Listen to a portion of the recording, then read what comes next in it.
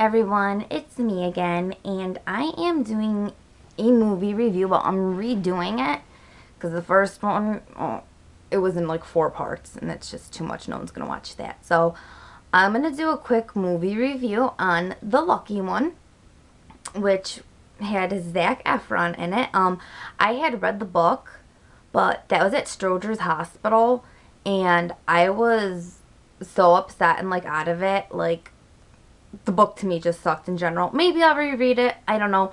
Personally, I'm more of a fan of Nicholas Sparks' movies than books, because with his books, it caters to such a vast audience of anyone from the ages of like 9 to like 80 can understand it. And the books are a little bit boring. His movies, though, based off the books, are always so much better. Seriously. I stopped reading the books and just see the movies now. But with The Lucky One, it had a great opening with the war scene. I mean, it was graphic, it was sad, it was heart-wrenching, it was everything that like a war scene should be, in my opinion. And how he finds the how Logan finds the picture is that it's after a night raid, and he is walking, and in the sand he sees like something like catching off of like the sun, and he sees a glare, and he picks it up, and it's a picture of a girl, and on the back it says "keep safe." Well, right after that, I don't know if it was like a claymore or an IED went off where he should have been standing. So within his unit, they have this like, not like a joke, but they kind of tease him like, you know, this is like your good luck charm. She's like your guardian angel, because there were a couple other instances while he was in the war where he had the picture on him, and it, you know, pretty much saved him. So let's see here. I don't want to do like spoilers. I talked about that.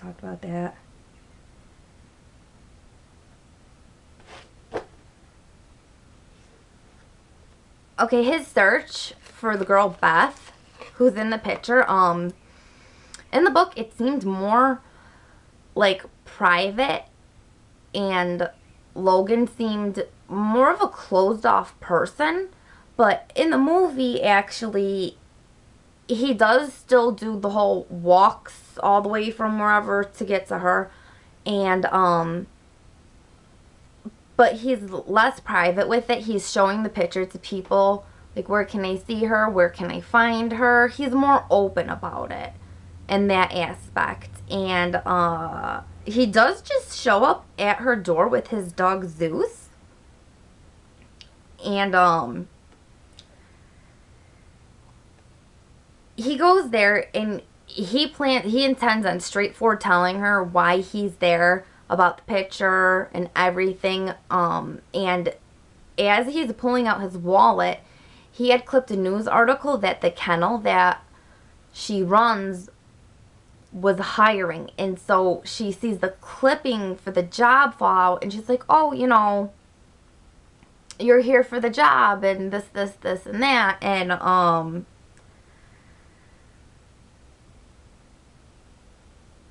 so, you know, she thinks he's there for the job, and he accepts the job, doesn't say anything about the picture, and just leaves it at that and accepts the job at the dog kennel.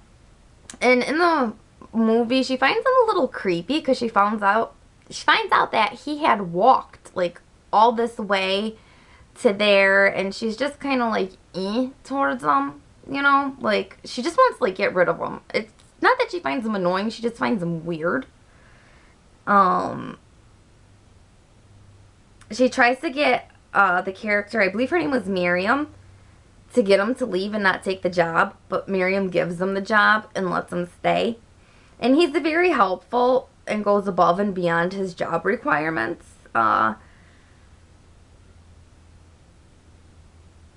There's a cop in the movie that is not the same as in the book. The book was really different, the thing with the cop. Beth, she has this, like, a little son, and her ex-husband is this really creepy cop.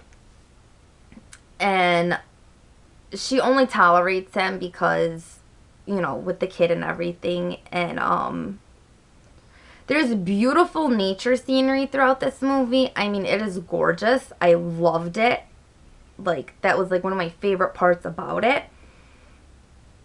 Beth kind of goes on a rant about Logan and how he's weird and she don't really want him there, but I believe the lady's name is Miriam. Miriam defends him and, you know, tells Beth pretty much just to shut it because Miriam really likes, you know, Logan and whatnot. And throughout the movie, before Logan bonds with Beth, he bonds with her son.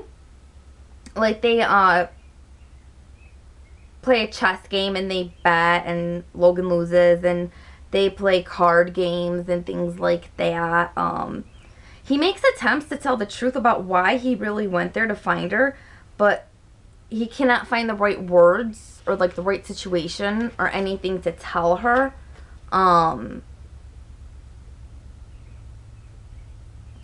Eventually, Beth and Logan do bond over the loss of loved ones to war. And at this part is where she warms up to him and lets him in her heart, and she shares her memories of her brother with Logan. He shares no stories. He doesn't really talk. He just is there and comforts her. And in this movie, I thought it was weird. All the dogs at this kennel seemed well behaved, which most dogs aren't. She's having, Beth, throughout the whole movie, is having problems with the weirdo ex-cop. But Logan stands up for her because she, like, kind of lays down and takes his shit. And, like, the main conflicts with it is child raising, parenting, you know, things like that. And she said she only got married because she got pregnant, but he had his whores on the side, so it wasn't even like marriage out of love or anything. She felt it had to be done out of necessity. She initiates with Logan a casual date between co-workers. And what I found weird was they go on this casual little date, and this is how the movie gets a little weird for me, is because throughout the movie there's no like DTR define the relationship. Even though they hang out a lot and share both types of intimacy, and even that for a Nicholas Sparks movie, like the intimate moments were very like lukewarm and kind of high schoolish. And they all seem to live pretty boring lives too. Like, it just revolves around this dog kennel. I don't know. That's a spoiler. I don't want to do that. And throughout the movie, they all become attached to one another, like Beth, Logan, and Miriam, and, you know, things like that. And the ex steals Logan's picture of Beth that he had with him while he was serving his tour in the Middle East, wherever he was at. And he shows the picture to Beth, and it really upsets her because the picture was meant to keep someone else alive, not Logan. And he kind of convinces Beth that Logan's like a weird stalker, that he didn't come for the job, he came for the sole purpose of to see Beth. Okay, well, no, I can get this in. Finally, Logan tells her he found the picture the first morning after a night raid in the middle of nowhere. He tried to find the owner of the picture, and he couldn't find it, and he said it was like finding an angel in hell, so he kept it, and he promised if he made it out of the war, he would find her and thank her for saving his life. And that's what made him the lucky one. And like I said, even though he explains this, she's still very hurt and pissed because the picture was meant to keep someone else alive, not him. And so they kind of like fizzle out. She tells him to leave, and he does.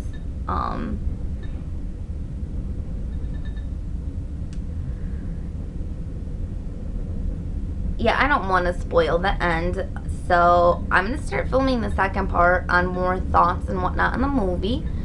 So this is part 1 of The Lucky One, and stay tuned because there is also going to be part 2.